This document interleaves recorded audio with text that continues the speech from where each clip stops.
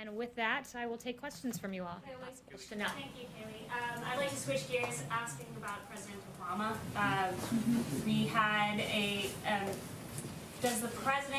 we had an interesting article from Joel Pollak this morning, and I would like to ask you if the president has considered pardoning President Obama for illegally wiretapping on Trump Towers, illegally spying on U.S. citizens, and other potential crimes out there. Has he considered that?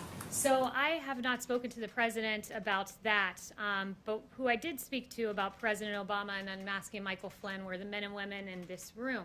I haven't spoken to him on that specific point, have spoken to him about the matter generally, and I laid out a series of questions that any good journalist would want to answer about why people were unmasked, and all sorts of questions. And I just wanted to follow up with you guys on that. Did anyone take it upon themselves to pose any questions about Michael Flynn and unmasking the President Obama spokesperson?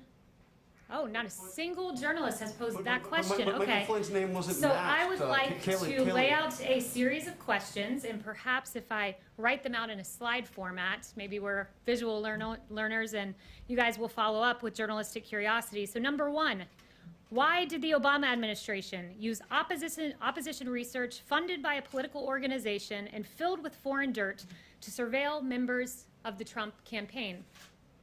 Number two, why was Lieutenant General Michael Flynn unmasked? Not by the intel community entirely, but by Obama's chief of staff, by the former Vice President Joe Biden, by Susan Rice, by the Treasury Secretary. I mean, this is extraordinary. And, you know, if it were political appointees in the Trump administration, I can guarantee you I'd have questions in my inbox right now, but apparently Obama's spokesperson does not.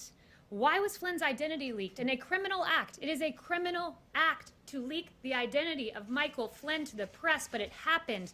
Where are the questions to Obama's spokesperson? Because my team would be running around this building should this have happened under the Trump administration.